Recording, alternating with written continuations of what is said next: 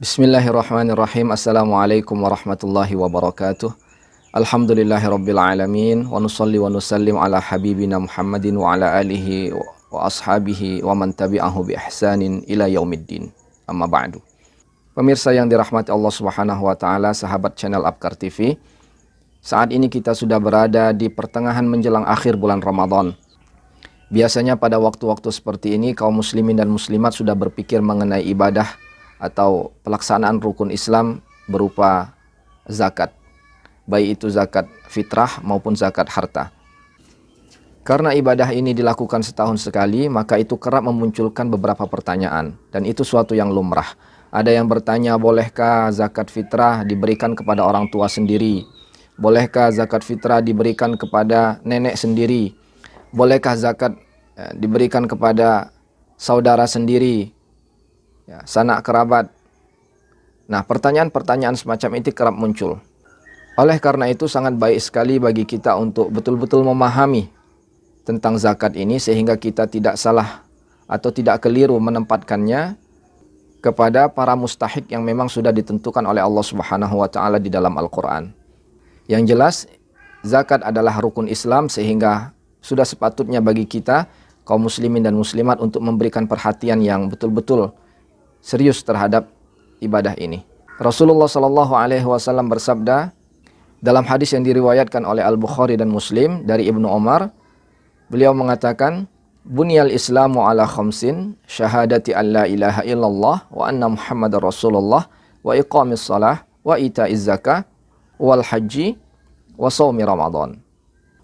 Islam ini dibangun atas 5 perkara. Yang pertama adalah syahadat. Yang kedua adalah menegakkan ibadah salat. Yang ketiga adalah mengeluarkan zakat. Yang keempat adalah berpuasa. Dan yang kelima adalah menunaikan ibadah haji bagi yang mampu. Oleh karena itu dalam kesempatan kali ini marilah bersama-sama kita menyimak penjelasan tentang zakat. Kemana saja penyalurannya dan bolehkah kita menyalurkan zakat kepada orang tua, kepada nenek, kepada sanak kerabat. Nah, insya Allah dalam kesempatan ini akan dijelaskan secara detail oleh Al-Ustaz Muhammad Sayyid Mahadir. Beliau adalah seorang dosen di Sekolah Tinggi Ilmu Tarbiyah Raudatul Ulum.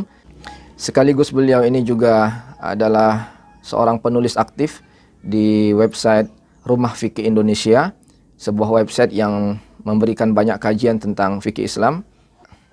Mudah-mudahan dari penjelasan yang beliau sampaikan dapat kita ambil manfaatnya, faidahnya, sehingga kita dapat menunaikan ibadah zakat dengan sebaik mungkin.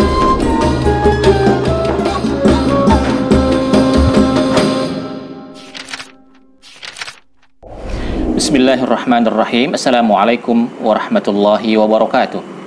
Alhamdulillahirabbil alamin. Allahumma shalli ala sayyidina Muhammad wa ala ali sayyidina Muhammad.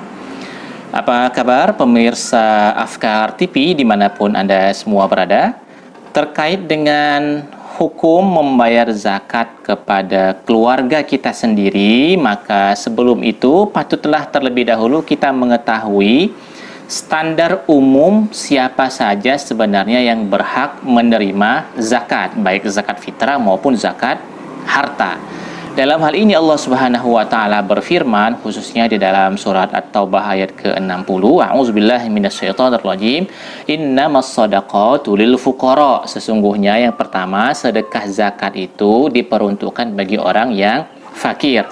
Wal masakin. Yang kedua adalah orang yang miskin. Yang ketiga adalah wal amilina 'alaiha. Boleh membayarkan zakat bagi orang yang menjadi panitia amil zakat. Kemudian yang keempat adalah wal muallafati qulubuhum, yaitu para muallaf, orang-orang yang baru masuk Islam.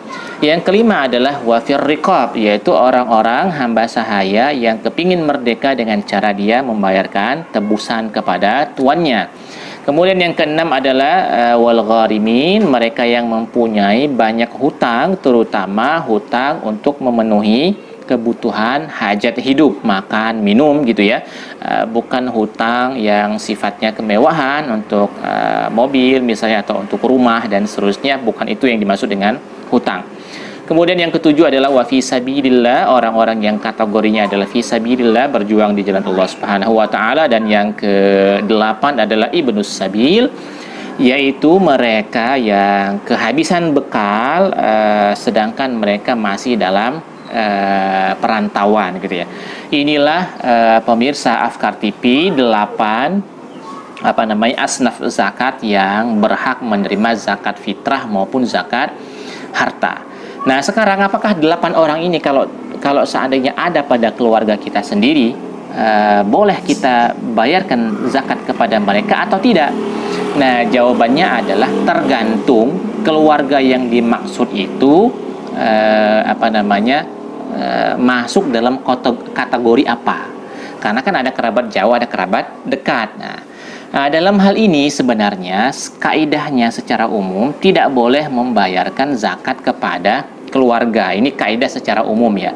Misalnya Imam An-Nawawi pernah mengatakan wala yajuzu daf'uha ila man talzamahu nafaqatuhu minal aqarib waz zaujat min sahmiz zakat. Kata Imam An-Nawawi, tidak boleh membayarkan zakat kepada aqarib, kepada keluarga maupun kepada istri yang memang mereka adalah menjadi tanggungan nafkah wajib bagi kita semua. Nah, sekarang makna aqarib, makna keluarga di sini siapa ya? Nah, dalam hal inilah sebenarnya memang ada khilafiyah di antara para ulama. Ada yang meluaskan makna keluarga di sini, tapi ada juga yang agak sedikit menyempitkan. Yang meluaskan sebenarnya misalnya ada dua, dalam mazhab Hambali dan dalam mazhab Hanafi. Ini mereka meluaskan, terutama dalam mazhab Hambali. Dalam mazhab Hambali kita tidak boleh membayarkan zakat kepada seluruh keluarga yang masuk dalam kategori mereka adalah ahli waris, gitu ya. Bapak, kakek, nenek, anak, cucu, saudara, saudari, anak saudari, paman, anak paman, itu semua adalah masuk dalam kategori keluarga yang tidak boleh kita beri zakat karena memang mereka menjadi bagian dari ahli waris yang akan kita wariskan nanti. Ini dalam mazhab Hambali, dan juga ini sebenarnya dalam mazhab Hanafi secara umum itu ya. Kemudian kategori yang kedua adalah kategori yang agak menyempitkan makna keluarga di sini. Inilah yang ada dalam mazhab Syafi'i, juga dalam mazhab Maliki.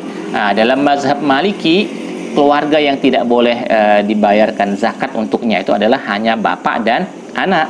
Tapi kalau dalam mazhab Syafi'i yang tidak boleh itu adalah orang tua, dalam hal ini bapak, ibu, terus ke atas kakek, nenek, kemudian yang ke bawah adalah anak dan cucu gitu kan. Nah, sekarang tinggal kita sekarang mau menggunakan standar siapa. Karena kita orang Indonesia, rata-rata para kiai kita itu adalah mazhabnya adalah mazhab Syafi'i.